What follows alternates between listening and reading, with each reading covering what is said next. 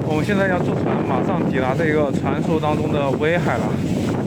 威震八方，名扬四海啊！看看这边，已经快到了。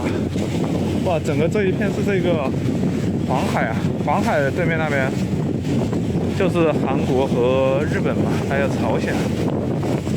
看看，哇，整个威海它整个城市是沿着这个海岸线发展的，看见没？那边一直往这边，那边都是这个群山的，这边全部都是群山。然后它主要的这个呈现就在这个山海之间一点点的空地啊，看见没？还有不少的都是建在这个山上面的。哇，大家说看不见，我放大点给大家看一下。这现在看得一下清楚的一些吧。现在整个这个威海是笼罩在这个薄雾当中。威海据说也是这个整个中国啊最干净的一个城市啊。哇，看看这船马上就要靠岸了。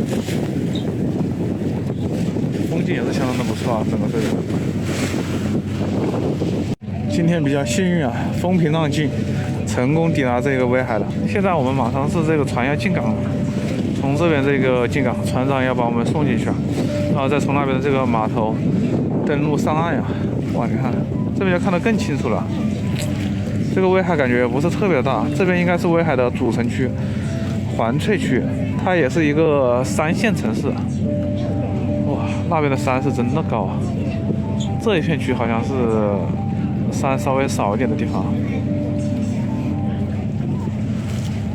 这里应该就是它的中心主城区了。那边有个海岛啊，那个海岛不一般，那个是传说当中的刘公岛，当年的这个北洋水师就是在那里组建的。然后甲午战争也是在这附近打的，是甲午战争的这个遗址。里面原来很多的老建筑都在甲午战争中被毁了，包括当时的北洋水师的主力舰都是在这附近啊战成的。现在这的话，完全是这个旅游区，整个这边的景色确实相当的美啊。现在我们的船是一个正式进港，看看这边，哇，一个旅游海港。到了，我们的船现在马上要靠岸了，即将踏上这个山东的威海，威震四方，威震八方吧，名扬四海啊！哇，你看这个一路上都有这个海鸥跟随，这边刚刚有一艘这个巨轮出行了，哇，那一个很厉害啊，那个巨轮登上来了，踏上了这一个威海的大陆啊，从这边出去了，哇，来威海的人挺多的。这全部都是来威海的，这边是这个正要出海的，准确的来说是返回威海了，因为大家就是从这个威海出去的，然后在这个返回回来。哇，看看这一个，整个这边这个风景相当霸气啊！哇，现在是正式登陆上了这个威海啊，带大家看看这个中国传说当中最干净的城市啊。它这边这都是中文、英文加韩文，来这边的韩国人也挺多的。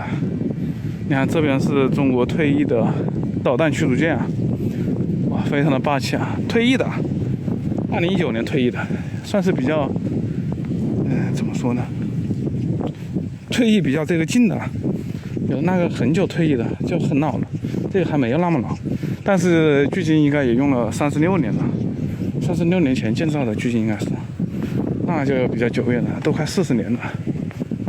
看看这边，哇，威海这个城市确实挺干净，看见没？